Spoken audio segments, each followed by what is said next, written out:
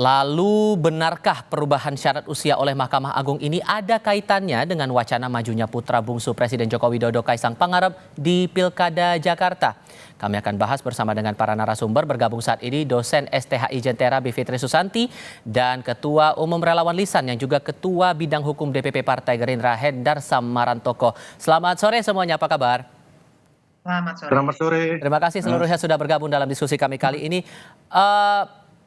Bang Hendar, kalau melihat poster yang sudah diunggah oleh Bang Dasko di akun Instagramnya beberapa jam yang lalu, nama Mas Budi dipasangkan dengan Mas Kaisang, itu udah fix akan diusung Gerindra di DKI atau belum? Ya, yang pasti ya kan dinamika itu masih akan terus berjalan. Jadi apa yang diunggah oleh Bang Dasko itu ya kan belum secara ofisial merupakan keputusan bersama karena masih banyak prosesnya kan, bagaimana konsolidasi dengan para partai-partai lain, pengusung dan lain sebagainya. Bahwa hal yang biasa lah ketika Bang Dasko menggugah foto Mas Budi dengan Mas Kaisang, namanya cek-cek ombak ya kan, melihat respon masyarakat bagaimana kan gitu kan, dan juga supaya juga menjelang pelantikan Pak Prabowo dan Mas Gibran ini supaya suasana juga nggak sepi-sepi amat. Jadi harus kita tanggapi juga secara santai saja kan. Karena kan dikaitkan juga dengan pemasangan Mas Gibran ke Pak Prabowo pas Pilpres kemarin tuh, gimana tuh? Ya, namanya praduga orang boleh-boleh saja. Jadi kan masalah orang berpraduga tidak baik, berpraduga buruk, ya itu wajar-wajar saja. Walaupun banyak juga praduga itu kan ternyata tidak seperti yang disangkakan.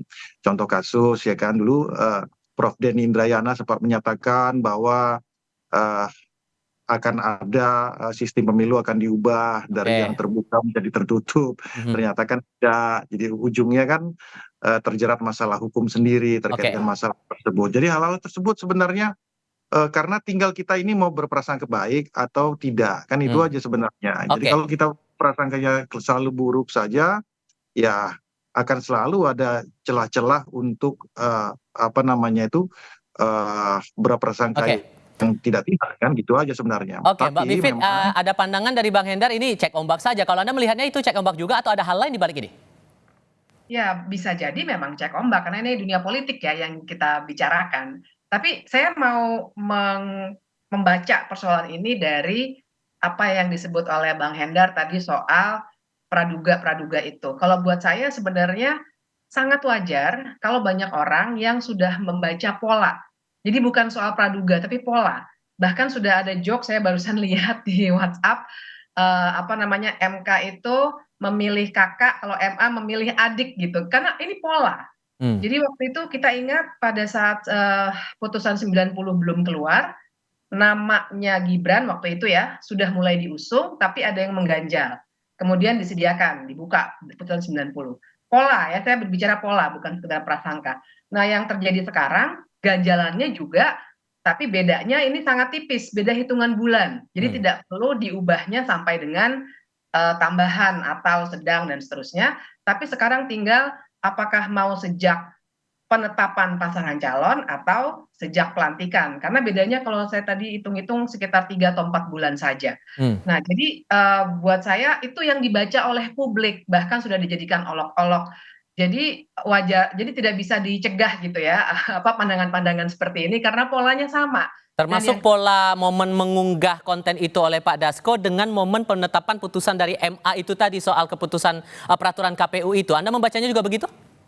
Iya, dan saya juga harus melihat, kita juga semua harus melihat isi putusannya.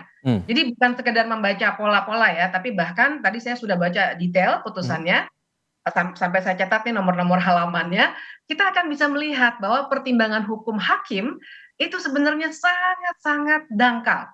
Mulai dari mengacu kepada UUD 45 yang seharusnya tidak dilakukan oleh Mahkamah Agung. Karena Mahkamah Agung itu menguji peraturan perundang-undangan di bawah undang-undang terhadap undang-undang, bukan terhadap UUD 45. Sampai dengan mengasumsikan bahwa ada original intent dari Undang-Undang 10 2016 itu yang mengatur pilkada, itu katanya memang ada original intent soal mengakomodasi anak muda. Nah, sementara itu tidak pernah dijelaskan, misalnya gitu. Oke. Jadi ada penyimpulan yang terlalu terburu-buru. Oke. Jadi dari dangkalnya penalaran hukum itu kita sudah bisa boleh ya, sangat boleh mencurigai. Oke. Sebenarnya ada sesuatu yang bisa kita gali lagi dari keluarnya putusan seperti itu.